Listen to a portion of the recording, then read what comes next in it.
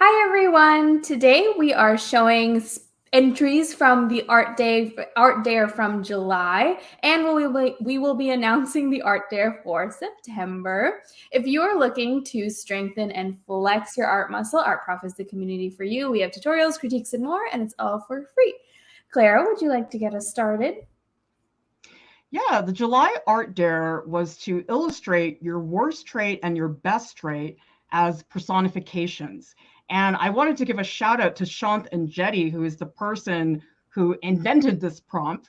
Typically, he's done it in the past as a character design prompt, but we turned it into personifications. But this prompt was created by Shant, and Shant went to RISD with me as a student and also taught there in the illustration department with me for a little while. So wanted to let you all know the origin of this prompt. And so let's get started by looking at work by Maja Work, who is from Canada. And so Maja says that her best trait is that all the cats in the neighborhood like me. Since the pandemic started, I have been traversing the neighborhood and has started befriending the neighborhood cats. I do not have a cat, but I would like one, and I cherish these interactions. And the worst trait of Maja's is that she's allergic to cats. And so while petting the neighborhood cats is a joyful experience, the itchy eyes and difficult breathing I suffer from afterwards is not. Seems as though I have a cat allergy, but I do not have it in my heart to turn them away. And let's be honest, it's worth it. And by the way, another worst trait that you actually see in this one is Maja being terrified of all Zoom calls. And I do believe that Maja is here live with us in the chat. So thank you so much for joining. What do you think of Maja's pieces, Deepti? I think that they are so awesome. I really love your character designs for both of them and how you've chosen to illustrate yourself. This one is great because you've put both your best and your worst trait in them together, which I think is like very unique and fun. But I really love your penmanship and your line work. It's very unique. And, you know, people are always wondering how to find like style as an artist. I think you're really kind of forming this style that you are drawn to and that comes to you naturally. And I can see that through your penmanship and your line work, which I think is awesome. And you should definitely keep exploring. How about you, Clara? Well, I have to say I neglected to mention the theme of this one, which is a worst trait and a best trait in terms of Maja's ability to use black ink. So on the left-hand side, Maja says, sometimes I use too much black ink. And on the right-hand side, sometimes I use just enough black ink. Only an artist would think about this. I just think this is brilliant, not just in terms of the idea, but isn't it hilarious the way the left-hand side has so much literal black ink? It's just cracking me up. Yeah, you're definitely incorporating humor in both of all three of the pieces in a really lovely and you know, nuanced way, which I think is very smart. Who here can relate to the Zoom call? Fear. Oh gosh, I think we all fulfilled our share of time on Zoom calls. So what do you think about Maja's interpretation? Well, Seven Angelic is saying, I love this. I can so relate to the Zoom call thing. And I agree. I mean, I think that it's very daunting to see so many little, I mean, at this point, I think we all know what that screen is. It's a Zoom call. Maybe 2 years ago we wouldn't, but at this point, so many people can relate to that. And I really love the kind of like turned around body, just like grasping at the chair, screaming for help. And I just want to bring up this comment from, is it Maja? Who says, there's something Tove Jansson about the black ink one. That's a nostalgia trip and a half. Love it. Tove Jansson, if any of you don't know, was a comics artist who wrote Moomin, and it's adorable. If you don't know about Moomin, look it up because it's a wonderful book, and my kids were really addicted to those books for a long time. And then we also have this image, which is poor Maja just being attacked by all these cats. And you know what's so funny about this one, Deepti, is you can hardly see the body. I love that. Yeah, I think that the exaggeration and the point of view as the audience is a really fun one. And the way you've like done the hands and feet are so delicate. It's like a very unique character you've created, even though we don't see too much of the body. I also just love the cats. I feel like you've captured the kind of like nonchalant, attitude that a lot of cats have so wonderfully, without like too much detail in their face, but like really all of their faces are like so real. As a cat lover, which all of you know that I am, I'm like, yeah, definitely all of Mirchi's personalities are represented here. All right, so the next artist we're going to look at is Cynthia Marr, who says, my negative trait is I'm very bad at stringing words together. Positive trait is having a strong sense of visuals. And the drawing also has elements of nature integrated with the body. And yeah, I mean, this is another ink piece. And I think that this just has a beautiful flow to it. And yet it's a very rich, complex drawing.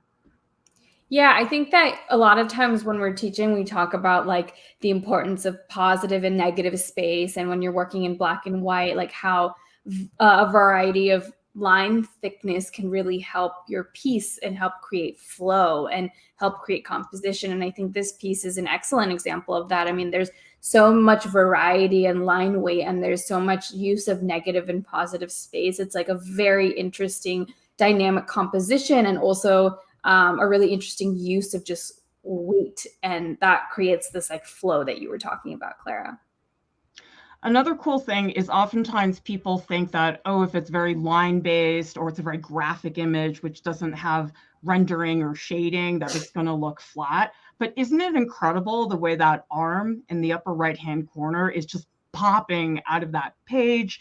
And then the lower part of the body seems to push backwards into the space. So I think the depth is really convincing, even though it is a very graphic piece. Absolutely. I think a lot of that has to do with the use of diagonals. Like the composition here was really well thought out, and I'm sure you did some thumbnailing beforehand, which we're always huge fans of, but it's a composition that I think definitely pushes that space and depth in a very smart way, without like being overbearing about it. And I think that you accomplished that really well with the kind of graphic quality that you are using as well. And it's a piece you want to spend some time with. For example, Seven Angelic says, the more I look at it, the more I see going on.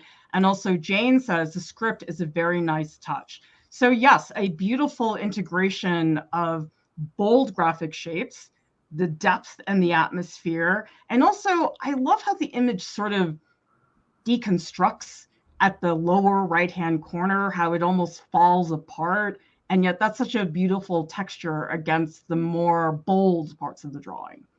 Yeah, it looks almost like water or something like that over there. It has like a very liquidy light reflection quality, which is interesting because, again, it's just plain black and white. So it's interesting that you can kind of give that texture through just the shapes you've used, which is like very impressive because, if you look at it, it's not much different than just the rest of the canvas in terms of like what colors you're using and the line work, but the shapes you've chosen to use and the spacing over there really gives it a textural quality, which is very impressive. All right, let's take a look at the next artist. Their name is Von Hun. I'm sorry if I mispronounced her name, from the US. And they say, ever been called a chicken or scaredy cat? Yep, I definitely have. So their worst trait is acting cowardly. Their best trait is being creative. And Vaughn says, the art dare allowed me to really think, quote, what do I really like and don't like about myself? I had many concepts, ideas flashing in my head, which inspired the creative side of this. However, I'm easily scared. I may act in a cowardly manner because of it. I do think, Deepti, a lot of people had to do some digging into themselves to identify their best and worst trait. And we discovered that for a lot of people, finding the best trait was hard.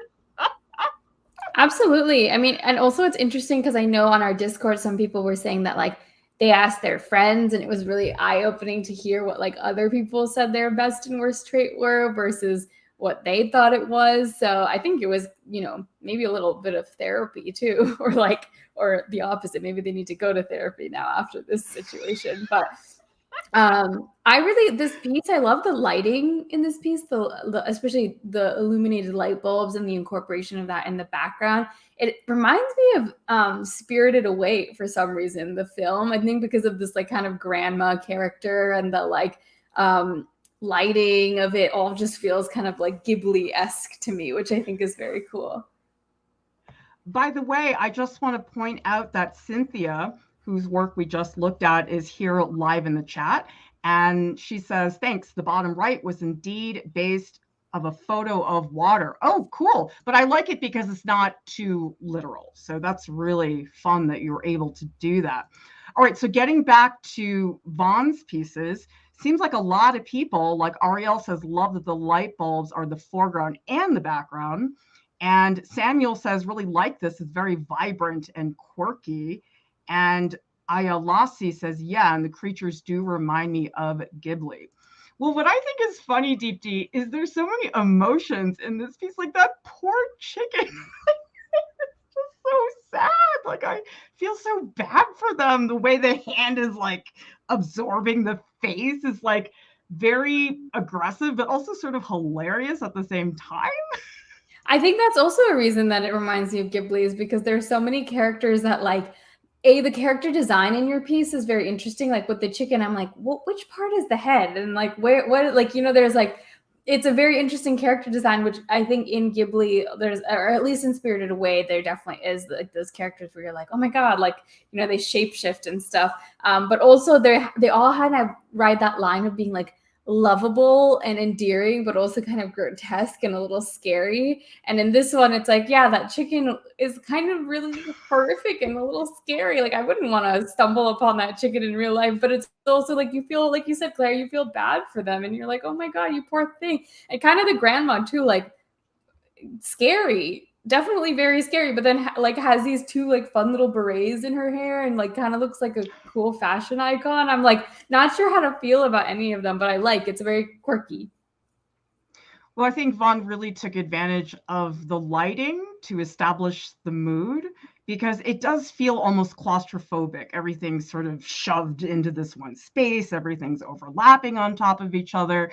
But to me, that glow is sort of the core of this piece, holding together all those different parts, despite the composition being so chaotic.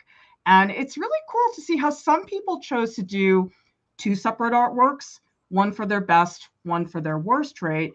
And other people like Vaughn and also Cynthia did a single image. So that was really fun to see how people changed their approaches to the art there. All right, so the next artist we're going to look at is Mariantonia from Colombia. And Mariantonia says, I take pills for depression and anxiety. So the wrappers per se is what I used to make the base of the crown. I decided to make a crown since it would be placed in my head, and it also symbolizes greatness. And I do think that Mariantonia is here with us. Yes, Mariantonia was commenting on Vaughn's pieces. Well, this is so fun to get a 3D piece. What's your take, Deepti? Yeah, I love the fact that we're getting a 3D piece. And I think that this is you probably modeling it. And I think that that's awesome too, is to get like the artist inserted into the vision of the piece. I love the character designs. And I think it's so well thought out, the way that you've incorporated the boxes and like the thought behind that. And there's like, you know, a quirkiness to all of it, but also this like reality of like your anxiety and depression all wrapped up into one, which I think is really well thought out. And yeah, I think it's lovely. Well, also, I think the arrangement of the piece, it's very chaotic and almost disorienting. Like you're not really sure which way things are going to be lined up. But to me, that's so representative of these really powerful emotions, the anxiety, the depression. But then the idea that it's a crown, I also think is sort of brilliant because there is sort of a regal quality to a crown that's a little bit more formal. I just think that's a wonderful combination.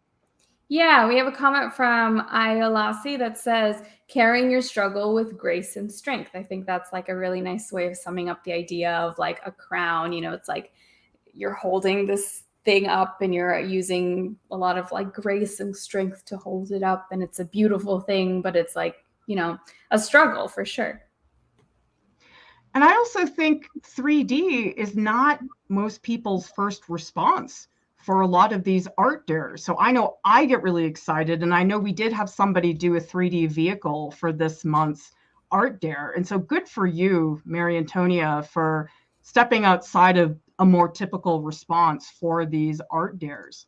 So Ripple of Aqua says, I love the idea that they made the work into a type of diadem surrounding their head, the place where all the depression and anxiety comes from. Cool. And Tom G says 3D art pieces rock. I love the presentation. Well, that's what's fun about a lot of these dares, is that we try to keep them open-ended enough that you can go to those places if you want to, but then it's not so vague that you're just lost. So hopefully we're giving you all a good balance of that structure, but also some of that freedom in these prompts. Oh, you know what I just realized, Deepti? Seven Angelic says the incorporation of the medicine packaging is such a neat idea. I didn't even like see that. I'm such an idiot. But now I see it in the slide. What do you think about that? Oh yeah, wasn't it in the artist statement that she used the medicine packaging as a part of the part of the crown? Yeah, I mean, I think that that's awesome because it's like a way of representing the actual, you know, physical intake and like where it's going or like what it's affecting, basically. And it's a lovely way of recycling also. And this is cool. Like if we go back here, Mariantonia says the pink one is extremism, the green one is creativity, and the heart empathy, and the knot is anxiety. Oh, I love that you had that all in your head to begin with. It's really a great way that you structured this piece. I just love the symbolism, the presentation, the use of the materials. Really wonderful work, Mariantonia. Okay, so the next artist we're going to be looking at is, I'm sorry, I don't know how to say the name, Maja Stenstom from Sweden. And so Maja says, as a constant daydreamer, it's been like a friend and second home to me. To make it as a child was a no-brainer. A multitasking, colorful, and wise little dude. Negative trait, I'm a sad old judge. I have periods when I get obsessed with morality and exhaust or even depress myself over it. So he's doing what he does best, soothing the judge with one of his hands and cheering him up with the duck. What do you think? Wow. I mean, this is so layered. Like it's a whole story. Like I feel like this is like a storybook, you know, narrative. And even the way that you've illustrated it has such a like illustrative quality. I can feel this, you know, turning into like a beautiful illustrated animation. It's really lovely, all the line work. And I mean, from an animator perspective, the fact that you did this on Photoshop, that loop of the duck is very seamless. Like I cannot tell where it cuts. It's beautiful. And like, there's a really just nice, you know, amount of like anticipation and follow through, and like the weight of the duck comes through very nicely. I think it's beautiful. And you're really finding a style and narrative in your piece. So I think that all of it is coming together in a really lovely way. Maja says, pronounced it all good. Wow, first time. Currently enjoying my very first Art Prof live stream. Well, I'm so happy that you can join us, Maja. Yeah, I just think it's such an elegant composition, and it has an element of mystery to it, even though it is a fairly detailed image. My favorite part of the piece, Deepti, is that like beautiful sliver of light on the face on the left-hand side. Just the mood there is just so beautifully articulated. Yeah, there's also just such a nice flow. Like I love how everything is kind of connecting, like the flow coming out of the mouth then touches the hand and the small figure, and then you notice the like hands holding the stick. Like I really feel like my eyes are getting to like travel across the canvas and like engage with different elements of the piece and flow through it in this really nice way. So there's such a flow. It almost feels like I'm in a cyclical ride, and then I like get to the dock and then I'm back. Like it feels very rhythmic, which I love. Kate McKenzie says, this is incredible. I'm obsessed. And Mariantonia says, I love that thing flowing from the judge's mouth. Yeah, and you know what's cool about that is you're not totally sure what it is. You look at it, I think, is it a magical string of hair? Is it smoke? It doesn't totally reveal itself, which is why I think I really like the pieces, that it just makes me very curious. I want to know what's happening, and it has a narrative feeling that I think is very successful. Okay, the next artist we're going to look at is Shelly Leroux from Canada. And Shelly says, Shelly, the snail artist, is a very slow artist, and time speeds by her constantly. She struggles with speed as most snails do. The thing that keeps Shelly the snail so resilient is her creativity. She's passionate in what she does, so she just keeps doing it. What do you think, Deepti? Oh, Shelly, we love Shelly.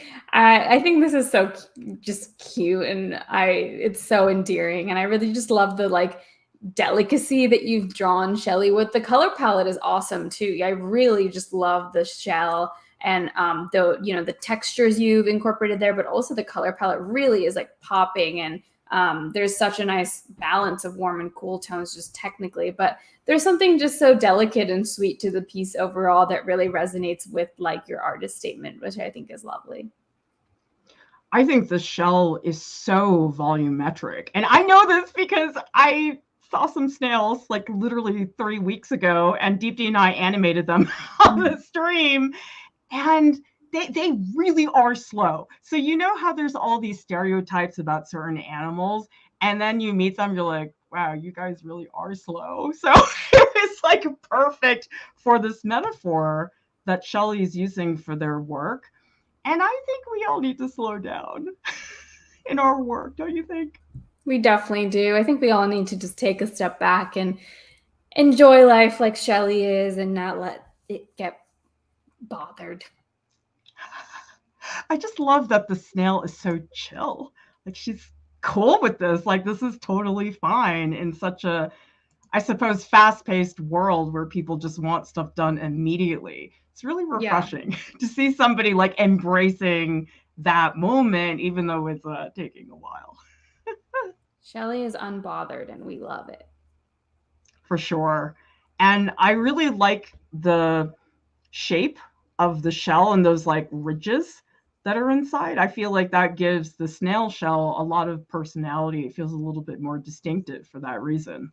Yeah, I think I love the amount of like detailing and effort you put into Shelly the snail. I mean, clearly it's a representation of you as an artist, so you'd want to do that. But, I think that the color palette and the attention to detail and the delicacy you've given to Shelly the snail definitely is a representation of how you view yourself and giving some personality into the piece too, which I think is really important and cool. Also, nice shadows. Do you see the shadows under the easel and the snail? Those really ground the easel and the snail. If they weren't there, I feel like things would float a little bit. So good job, Shelly, really creating a believable scene for the snail to live within. All right, let's take a look at the next artist, Samuel Joshua Madriga. I'm sorry if I mispronounced that. And Samuel is from the Philippines. And Samuel says, use the colored pencils and ink to illustrate the intricate designs and textures of traditional Filipino weaved fabrics. The best trait is emotionality. Worst trait is neuroticism. And Samuel explains the loving embrace shared between mother and child represents my acceptance of both my positive and negative traits, because both traits are building blocks of who I am. Wow, I really like the conceptual take to this piece. And like, it is very true that like, I feel like a parental hug or like a parental relationship to a child is like such a strong symbol of acceptance and kind of like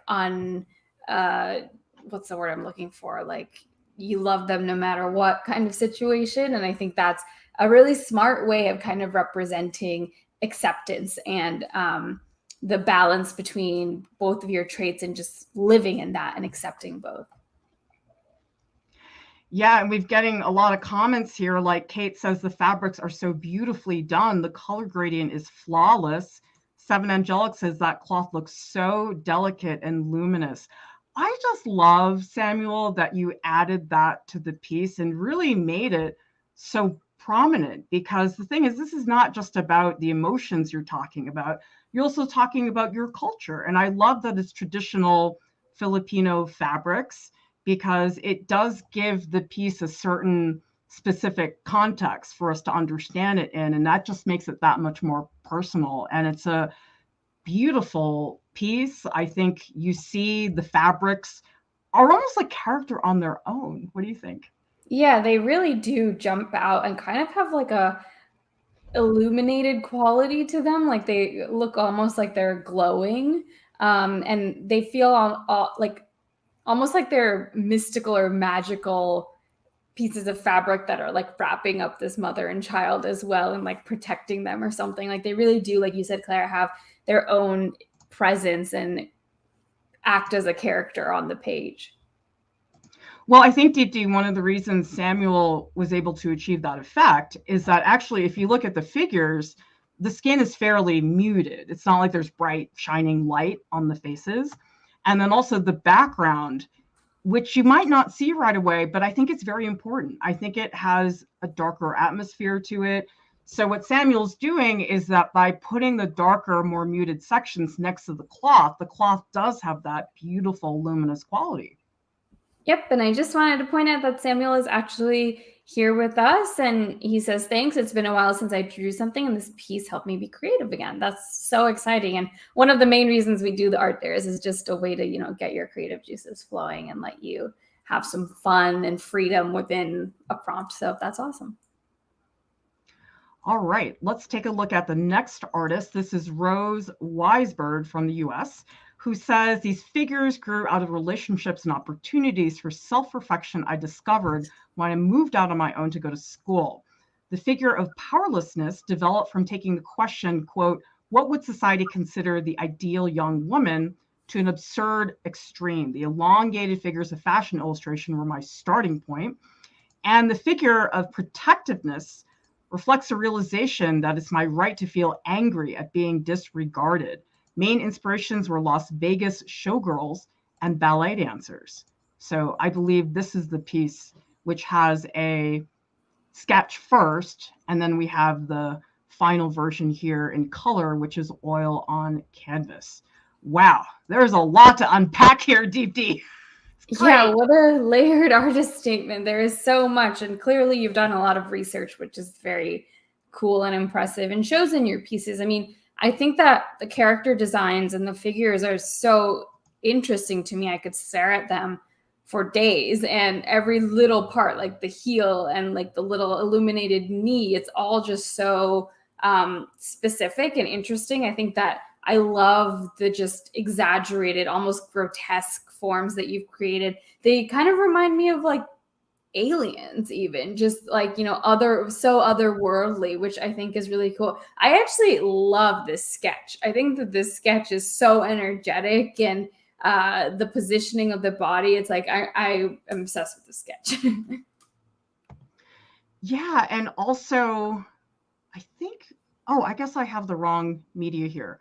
Anyway, Rose, I'm sorry if I mislabeled this slide, but I was actually wondering, because Rose is here live with us in the chat, what is the material that you used for this piece? Because I just think it's so elegant, which is interesting because this one's so stressed out looking, and it has a very aggressive quality, and then the facial expression is like, oh my god, this is really intense. Like that, this is somebody I don't want to mess with. Like, I just love how powerful that figure is. But then going back to the first image, I mean, it's so interesting to me, Deepti, because the style that Rose used to paint this piece, it's very similar to the last piece, and yet the emotional feeling in it is so different. Yeah, I definitely think that each of them really have their own vibe. Like I'm getting a different energy from each of them, and they all kind of have this glowing feeling to them. They're very like emotional pieces, and I feel like they each have a lot of power and a different energy to them. And this one is almost like a little like peaceful, but also like fearful. Whereas the one with the figure kind of pronouncing itself like that is so aggressive and like very in your face and fierce, which I think is cool that you've accomplished all that like juxtaposition within these pieces. So Maja says powerlessness, the one we're looking at now, has such a beautiful silhouette. Absolutely. And Connor says, I love the elongated forms, how the exaggeration can almost symbolize the absurdity of beauty standards. Absolutely. So that is definitely coming across, because I know, Rose, that you had mentioned inspiration from fashion illustration and mining from all these different places. So that's wonderful. Like Ripple of Aqua says, these figures remind me a lot of the Barbie figurine and how all the limbs are pulled and pointed in unrealistic places. Also an idealized figure. Oh, and Deepti, it's Sculpey. What do you think about the surface of these? I definitely would not have expected this to be Sculpey. It has a very I mean, I don't know too much about clay. I work with Sculpey, but I feel like Sculpey has a bit more of maybe it's the color or something about this feels like it could have even been like carved out foam, or like it feels very like light to me, and it doesn't feel like Sculpey. I don't know why. I don't know if that changes my perception of it, but I think you've done a really good job of like transforming the Sculpey into something that feels like antique, honestly. I mean, Rose, I want to see the other two sculptures now, because you're doing such beautiful things with the textures and the backgrounds and the colors, but it's like clearly you've got a lot going on with the sculptures as well, which is so terrific.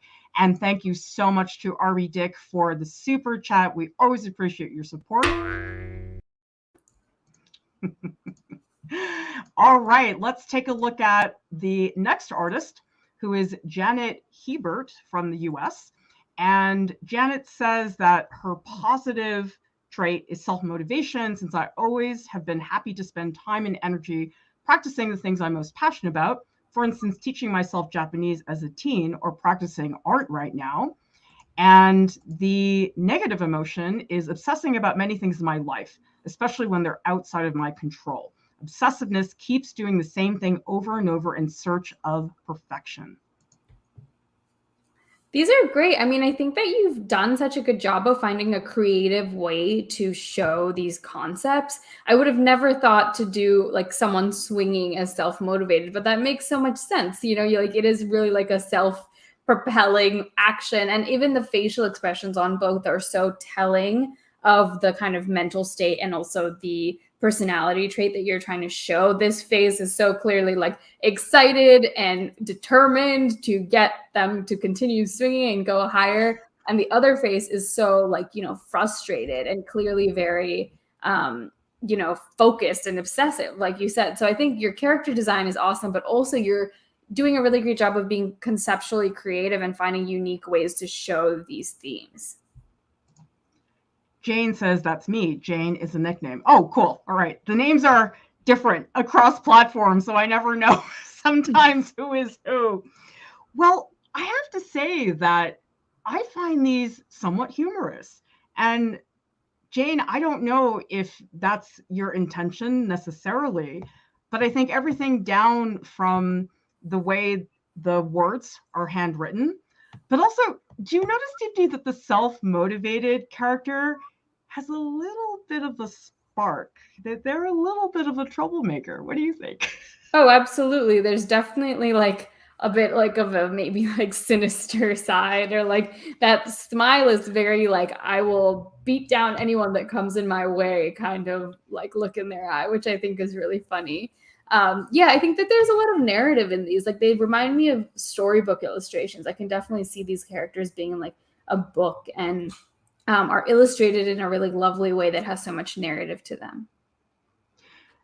Jane, you might want to think about children's book illustration. I don't know if that's a field that you're interested in, but you're clearly somebody who really enjoys narratives and storytelling, and clearly you draw figures very well. So might be something that you look into. I find that something about the art dares, which is really fun, is sometimes you stumble across something that you didn't know about before that we start to see in the work.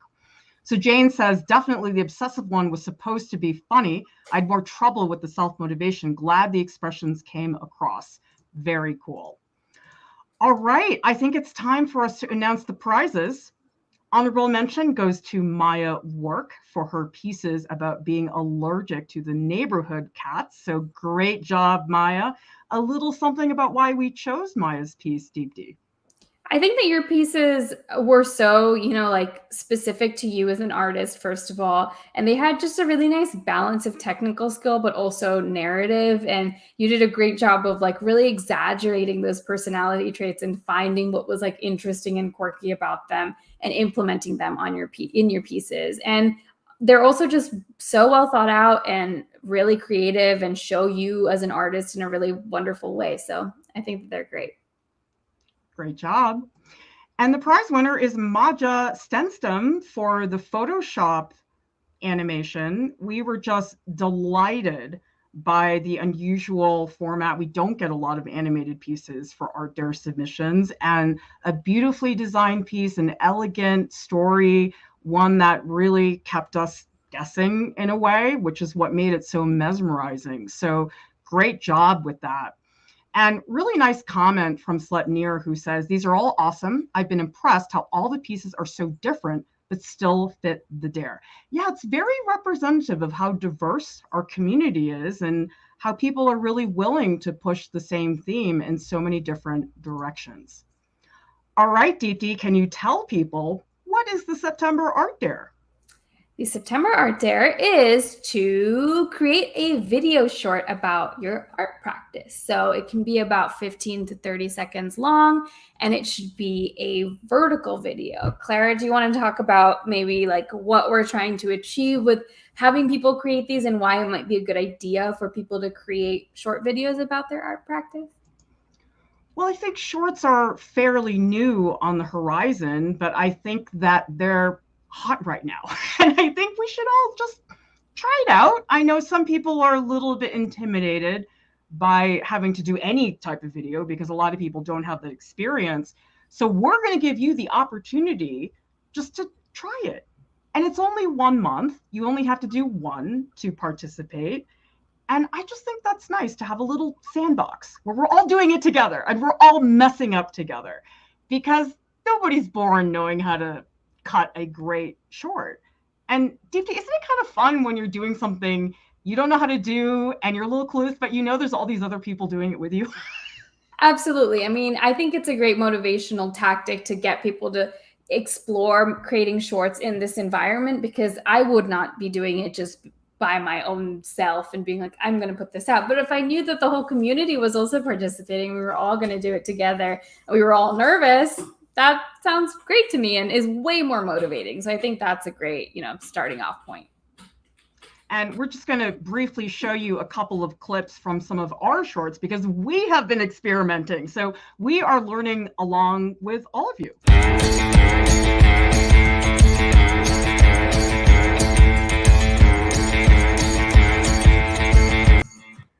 Art versus artists from Deepti, and here's a little Wacom Cintiq unboxing.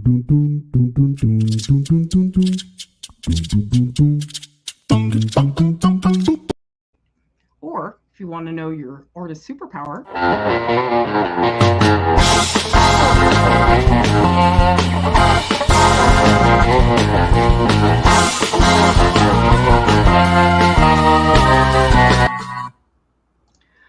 all right, and we are going to help you all out because tomorrow, me, Kat, and Mia, we're going to do a stream to give you tips on how to go about filming short art videos. We're going to give you ideas, ways you can structure the videos. So we're going to assume that you don't know how to do anything. So those of you who already know how to edit, you'll be fine. But we want to treat this Art Dare as just one gigantic experiment that we're all going to mess up together. I think it'll be great. I think so too. And what a great way to like create community and like introduce yourself to your, following. And it's a fun, like you said, we'll all mess up together. We're new to it too. We have an awesome person on our team called Mia, who's really guiding us through creating shorts and stuff. So we're all messing up together and we'll guide each other. And for those of you who want to be a little more ambitious, the Art Dare Leap is an opportunity to do that. So to enter the Art Dare, you only have to make one short. But if you want to do the leap, create 4, which you can break it down to 1 short per week. It doesn't matter when you do it, but that's the idea. And I think you all know the more that you do, the better you're going to get at it. So this is a nice chance to just sit down and create a whole bunch of pieces all at once. To submit to the Art Dare, you want to tag us on Instagram and use hashtag ArtProfDare. But we also have an upload form on artprof.org. So don't worry if you're not on social media. And this is where you want to hang out, which is in the ArtProf Discord and the Art Dares channel. Let's all post terrible videos, myself included. I was telling Deepti earlier that, oh God, the first shorts I cut were so bad, and you just got to do it. You really just have to do it, and it's all just a learning process. The more you do it, the easier it'll become, and it's a great place to get started when, like, you know, we're kind of guiding people through it and we can ask questions. Our Discord is a great place to troubleshoot too, so let's go. By the way, thank you so much to Sonnet18 for the super sticker. All right, let's take a look at where you can all find the information. So if you go to artprof.org, click on Learn and Create, you will see the thumbnail for the September Art Dare. And if you scroll down, we have tips, we have examples, ways to get you started. This is where the link to the upload form is. And it's a Google form, which is very easy to submit. And then we love sharing the stuff that all of you make. And so typically, if you tag us and share in your story, we can share in our story so everybody can see what everybody else is doing. That's really the best part of the Art Dares. We give out lots of fun prizes, which you will see later on. And remember, this Google slideshow is available. We will have a page eventually with all the entries from the July Art Dare, so everybody can check that out. And ArtProf has a podcast. It's available on Spotify and also on iTunes. And in a few minutes, Deepti and I will be hanging out in the ArtProf Discord. Hang with us in the post live streams channel. Maybe we can start brainstorming all of our terrible videos that we're going to cut. Subscribe to our channel, like this video, leave us a comment. And a big thank you to our top Patreon supporters for giving us what we need to keep the lights on and to stay up and running and 100% accessible. Thanks everybody so much for watching. We'll see you next time. Bye.